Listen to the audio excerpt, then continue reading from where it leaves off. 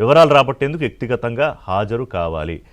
So అంకరావు గారు, ఇందాక మీరు అన్నది నేను అనుకుంటున్నా, రేపు ఆయన హాజరైతే అప్పుడు మన 2 పేర్లు చెప్పాడు. సరే, ఒకటి కాకినాడ సెజ్జలు అనుకోండి, రెండోది లిక్కర్ స్కామ్ అనుకోండి. So part 2 Vijayasai Reddy leaks part 2లో మరింత మంది పేర్లు బయటకు వస్తాయా అనే నాతో ఇప్పుడు చాలామంది చూస్తున్నాం. బట్ కాదని ఎందుకు అంటున్నారు, మీరు ఎందుకు చెప్పడనుకుంటున్నారు?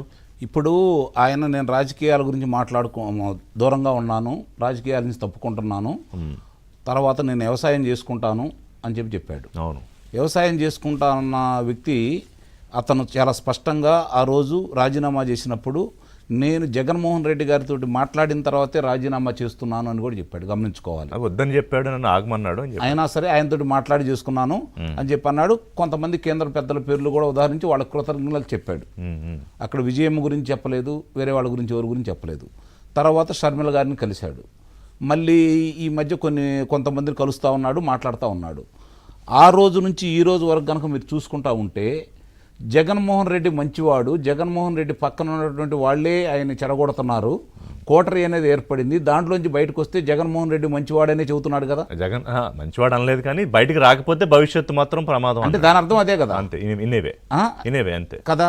మరి అన్నప్పుడు వాళ్ళు చేస్తూ నా స్థానాన్ని ఆక్రమించడం కోసం వాళ్ళు ఎన్ని ఎత్తులేశారో నాకు తెలుసు అని కూడా చెప్పాడు కదా. దిగిన మెట్లు వాళ్ళు ఎక్కుంటూ వెళ్ళిపోతున్నారని చెప్తున్నాడు కదా. అంటే ఇక్కడ ఏకాడికి జగన్మోహన్ రెడ్డిని ప్రొటెక్ట్ చేయడానికి ప్రయత్నం చేస్తున్నాడే తప్ప ఇతను మొత్తానికి ఆయన దగ్గరికి వెళ్ళి అని చెప్పలేదు కదా. ఈ ఈ మద్యం కుంభకోణానికి సంబంధించి 7 అంశాల విధానం ఉందని చెప్పని మీ పత్రికల్లో చాలాసార్లు దాని గురించి రాయటం కూడా జరిగింది. అంటే కింద స్థాయి నుంచి, గ్రామ స్థాయి నుంచి, వాలంటీర్ల దగ్గర నుంచి లెక్కేసుకుంటే స్థానిక నాయకులు, జిల్లా నాయకులు, శాసనసభ్యులు, అధికారులు, కసిరెడ్డి రాజశేఖర రెడ్డి, మిథున్ రెడ్డి, ఆ తర్వాత జగన్మోహన్ రెడ్డి. అంటే ఇక్కడ 7 అంచెల్లో ఉన్నాయి. ఇక్కడ ఇప్పుడు మనకి వెరీ స్ట్రక్చర్డ్ అండ్ సిస్టమేటిక్, చాలా ప్రణాళికబద్ధంగా ఉంది. ఇందాక మీరు సినిమా గురించి మాట్లాడారు కదా. ఒక చిత్రం బయటికి రావాలంటే ముందు నిర్మాత డబ్బులతోటి ముందుగా ఒక కథకుడిని తీసుకుంటాడు, ఆ తర్వాత ఒక ప్రొడక్షన్ అతను తీసుకుంటాడు, ఆ తర్వాత డైరెక్షన్ డిపార్ట్మెంట్ని తీసుకుంటాడు, ఆ తర్వాత మిగిలిన 24 విభాగాలను నియమించుకుంటారు. అప్పుడు బయటకు వచ్చి ప్రోడక్ట్ బయటకు వస్తుంది. ఇందులో స్కామ్ బయటకు రావాలన్నా కూడా ఇంత స్ట్రక్చర్ ఉంటుంది. ఇందులో కళాకారులే మనకు కనపడతారు, తెర మీద కనపడేది వాళ్లే కదా. మిగిలిన వాళ్ళందరూ కూడా ఉంటారు. ఇక్కడ కూడా అట్లానే ఉంది. ఇప్పుడు ఈ కూటమి అధికారంలోకి వచ్చి ఈ రోజుకి 308 రోజులు పూర్తి అయిపోయింది. ఋషి గారు 10 నెలలు దాటిపోయింది. 308 అంటే 10 నెలలు అంటే నేను మొన్నటితోటి 12వ తారీఖు అయిపోయింది అనుకోండి. 308 రోజులు పూర్తి అయిపోయింది నిన్నటితోటి. ఇక్కడ మీరు గమనించుకోవాలంటే మొట్టమొదట 3 నెలల్లోనే వీళ్ళు మద్యం కుంభకోణం నుంచి ఎంతుంది అంతుందని చెప్తున్న తర్వాత వాళ్ళు అతి తెలివితోటి, నేను ఎందుకు అంటున్నానంటే దాని వివరణ ఇస్తా.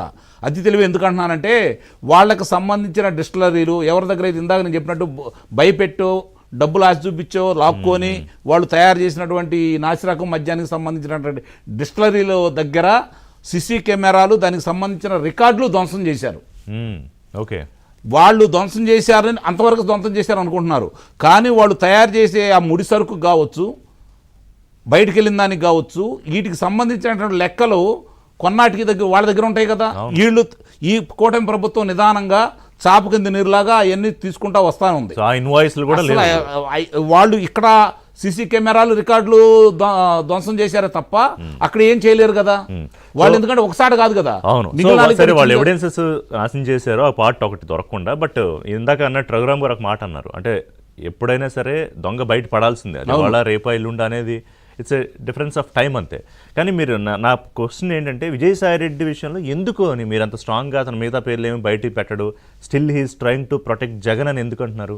అతని వర్షనేమో 4 దశాబ్దాలు 3 తరాలతోటి అతను వాళ్ళతో అనుబంధం ఉన్న వ్యక్తి. ఓకే, ఎందుకంటే అతను తెలుసు అసలు అతనే కదండి రూపకల్పన, అతనే కదా రూపకల్పన. డబ్బులు ఎలా రావాలి, ఎలా ఎక్కడి నుంచి ఎక్కడ తీసుకెళ్ళాలి, ఆడిటర్ బ్రెయిన్ తోటి. అవును, ఎవరి దగ్గర ఆ డబ్బులు వస్తే దాన్ని వెయిట్ అమౌంట్ ఎలా చేసుకోవాలి, ఎక్కడి నుంచి ఎక్కడికి రావాలి, ఎవరి దగ్గరకు వస్తే ఎవరికి చేరవేయాలి, దాన్ని నగదు రూపేణానా, లేకపోతే బంగారం రూపేణా, లేకపోతే గనుల రూపేణానా, లేకపోతే విదేశాల్లో ద్వీవులు రూపేణా మలుచుకోవాలి.